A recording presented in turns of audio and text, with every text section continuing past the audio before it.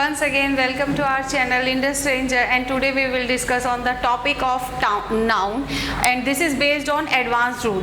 इसका पहला पार्ट भी मैंने आपको दे दिया है जिसमें मैंने कुछ 12 सेंटेंसेस आपको कराए जिसमें एडवांस रूल से, ये उसका सेकंड पार्ट है. पहले आप उसको भी समझ लीजिए क्योंकि वो डिफरेंट रूल हैं और ये डिफरेंट रूल हैं, तो आपकी इससे क्या कहते हैं रूल्स बढ़ जाएंगे. ठीक है, तो first you have to write all these sentences in your copy, then you have to read. Now start with these sentences. Your first sentence is she said please give him an arm. अब जिसको इस आम का मतलब पता होगा वही कर पाएगा. कह रहे शी सेड, उसने कहा प्लीज गिव हिम, मुझे कुछ आम दो. आम क्या होता है? आम मतलब होता है दान. ठीक है, तो आम को कभी भी ऐसे नहीं लिखते हैं. आम को इसको एपिस्ट्रोफी भी हटाएंगे और आर्म्स होता है आर्म्स, एल साइलेंट होगा आर्म्स. ठीक है, इसका मतलब होता है दान.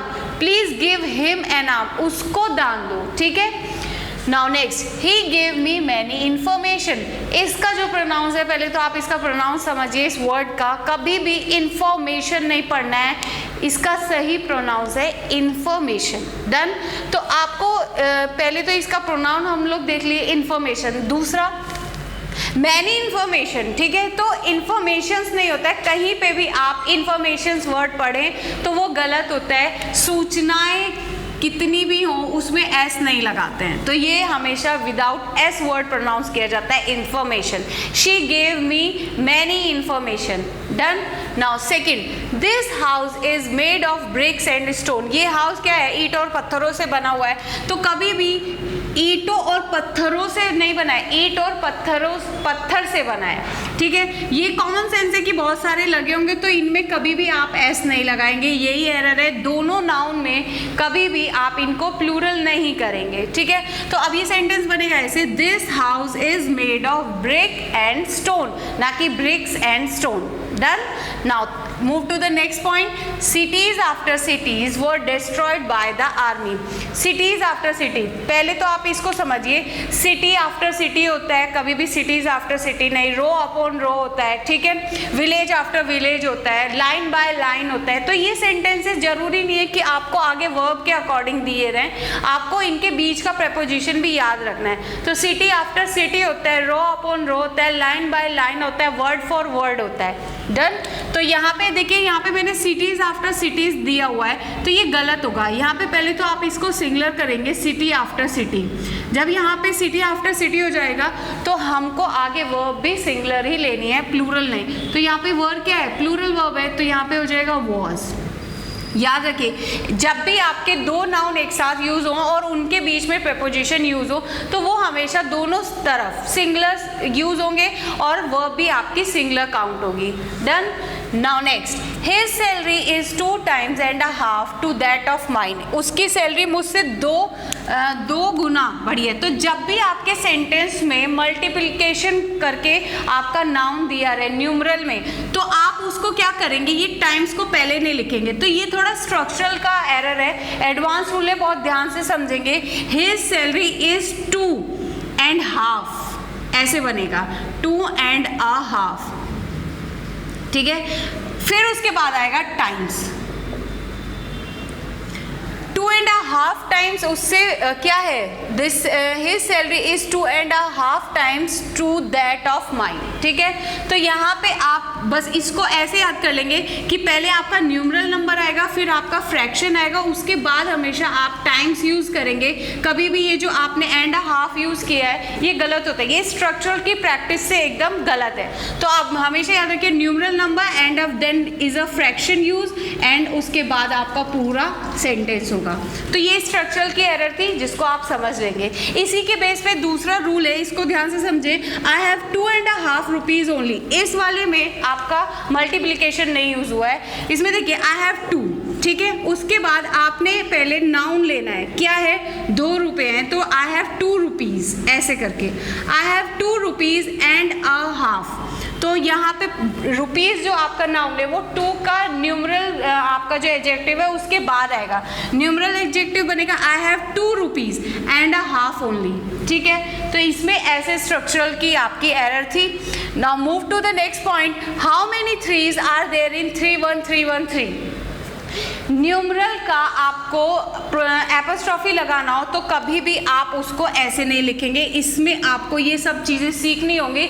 जैसे मैं आपको बता दूं कि बीए है, एमपी है, एमएलए है, इन सब का अगर आपको प्लूरल करना है या फिर कोई नंबर है 4 है 3 है 5 है व्हाटएवर, तो आप इनका प्लूरल कैसे करेंगे? कभी भी आप ऐसे बीएज एमपीज ऐसे नहीं लगाएंगे, इनके बाद डायरेक्ट आप ऐसे लिखेंगे, ठीक है। ये अपने आप में इसका क्या होता है कि इसका प्लूरल फॉर्म करना होता है या फिर उनके बारे में बताना होता है। तो यहाँ पे how many threes are there in, कितने हैं थ्रीज, तो यहाँ पे इसको आप प्लूरल नहीं कर रहे हैं, यहाँ पे बता रहे हैं कि 3 कितने हैं इस वाली संख्या में।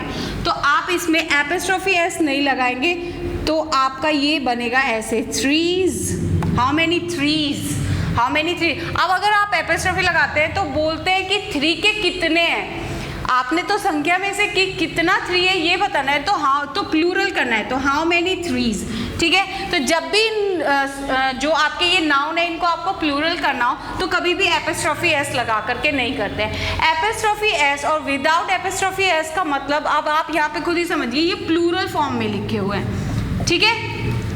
Now next, what is this books price, इसमें भी एपोस्ट्रोफी की एरर है। जब भी आप नॉन लिविंग थिंग्स के बारे में बताएं और उनको आपको बताना हो कि इस बुक का प्राइस क्या है, तो book is a non living things, तो नॉन लिविंग थिंग्स के बाद कभी भी एपोस्ट्रोफी एस नहीं लगता है। तो सेंटेंस बनेगा ऐसे, what is this price of the book, what is this price of book, ठीक है। तो आप यहाँ पे देखिए बुक है, नॉन लिविंग थिंग्स है, उसमें आप एपोस्ट्रोफी एस लगाइए, गलत हो जाएगा। तो पहले प्राइस को ले आएंगे, फिर इस बुक का प्राइस क्या है, तो प्राइस ऑफ द बुक होगा, ना कि बुक्स प्राइस। क्योंकि बस अगर आपने याद कर लिया कि नॉन लिविंग थिंग्स के बाद एपोस्ट्रोफी एस नहीं लगता है तो आपका सेंटेंस एकदम सही हो जाएगा। जैसे this chair has broken his legs, ऐसे करके सेंटेंस हो तो यहाँ पे चेयर की जो लेग्स है, द चेयर्स लेग्स नहीं होगा, the legs of the chair होगा, ठीक है। तो chair is also a non living things, कभी भी नॉन लिविंग थिंग्स में एपोस्ट्रोफी एस नहीं लगाएंगे। Done. Next, there are only 2 females in the garden, 2 female है गार्डन में, तो आप कभी भी ऐसे डिनोट नहीं करेंगे कि फीमेल्स है, डायरेक्ट नहीं बताना है, आपने कहना है there are only 2 women, plural है तो वीमेन हो जाएगा, 1 सिंगुलर होता है तो वुमेन हो जाता है, ठीक है। तो कभी भी ऐसे डायरेक्ट फीमेल नहीं यूज़ करना है, फीमेल्स नहीं होता है, वुमेन होता है, ठीक है। तो 2 है तो वीमेन यूज़ करेंगे। Next, this is the girls hostel, बहुत ध्यान से इस रूल को समझेंगे, ये भी आपका apostrophe noun in the case chapter में से है। जब भी आपका देखिए, अब मैं बोलूँ इंडस रेंजर्स स्टूडेंट, ठीक है, तो इंडस रेंजर के स्टूडेंट, आपके इंडस रेंजर का नाम क्या है, इंडस रेंजर है, ठीक है। तो यहाँ पे ये इंडस रेंजर्स हो गया, ये फुल नेम ऐसे है इंडस रेंजर्स। अब इंडस रेंजर्स के स्टूडेंट, तो कभी भी आप इंडस रेंजर्स से स्टूडेंट नहीं करेंगे, ये गलत हो जाएगा। जब भी किसी नाउन के बाद एस यूज होता है तो उसके ही आगे उसकी बात बताने के लिए कभी आप एपोस्ट्रोफी एस नहीं यूज करते, सिर्फ आप एपोस्ट्रोफी लगा करके ये डिनोट कर रहे हैं कि उनके स्टूडेंट, ठीक है। अब आ जाइए यहाँ पे, this is a girls hostel, एक गर्ल का हॉस्टल तो होगा नहीं, ठीक है, बहुत सारी गर्ल्स का हॉस्टल होगा, तो इट मीन्स कि ये गर्ल्स प्लूरल है, तो ये प्लूरल वर्ड है, तो इसके बाद कभी भी आप एपोस्ट्रोफी एस नहीं लगाएंगे, इसको सिर्फ ऐसे एपोस्ट्रोफी रख करके फिर हॉस्टल लिख देंगे, इसका मतलब ही हो जाएगा कि बहुत सारी गर्ल्स का hostel, this is a girls hostel, ठीक है। Next, my sons in law sister is coming tomorrow, my sons in law, अब यहाँ पे कह रहा है कि मेरे सन इन लॉ की सिस्टर कल आ रही है, तो अब आप देखिए यहाँ पे आपको करना है कि सन इन लॉ की सिस्टर, तो कभी भी नाउन, इस वाले नाउन में एपोस्ट्रोफी एस नहीं लगाते हैं, आप इसमें लगाएंगे सन इन लॉज, तो ये गलत हो जाएगा। सेंटेंस ऐसे बनेगा, my son in law's sister is coming tomorrow. अगर आपको इसको प्लूरल करना है कि मेरे बहुत सारे, I have many son in law, तो इट मीन्स कि बहुत सारे सन इन लॉ है, तब आप इसको प्लूरल करेंगे, इसको प्लूरल करना है। लेकिन यहाँ पे प्लूरल करने की बात नहीं हो रही है, यहाँ पे कह रहा है कि मेरे सन इन लॉ की सिस्टर की बात हो रही है, तो यहाँ पे आप लॉज में एपोस्ट्रोफी एस लगाएंगे। Done. Now next in the last sentence is he is a 60 years old man, ज़्यादातर बच्चे इसमें कंफ्यूज हो जाते हैं कि एरर कहाँ है। अगर आप इसको हिंदी में बोलें कि वह 60 सालों का ओल्ड मैन है, या आप बोलेंगे वह 60 साल का ओल्ड मैन है, तो 60 सालों का नहीं होता है, 60 साल का है। तो यहाँ पे यही एरर है, ही इज़ अ 60 ईयर्स। ये ईयर्स में जो एस लगा है यही गलती है, बच्चे जल्दी जल्दी करते हैं और ईयर्स देख करके कि 60 दिया हुआ है प्लूरल है तो ईयर्स भी तो प्लूरल होगा, यही एरर कर देते हैं। नहीं, ये गलत होता है, ही इज़ अ 60 ईयर होगा, ईयर्स नहीं। 60 साल का आदमी है, ठीक है, ओल्ड मैन है, ना कि 60 सालों का। तो देखा आपने, आज मैंने आपको फिर से नाउन के जो एडवांस रूल थे उनके 12 सेंटेंसेस कराए।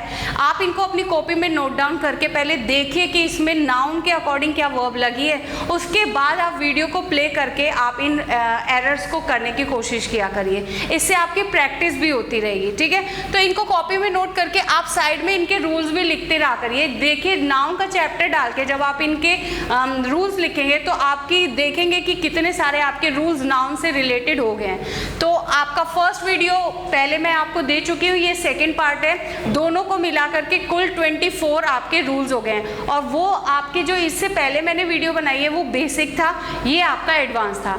तो all the very best, thank you.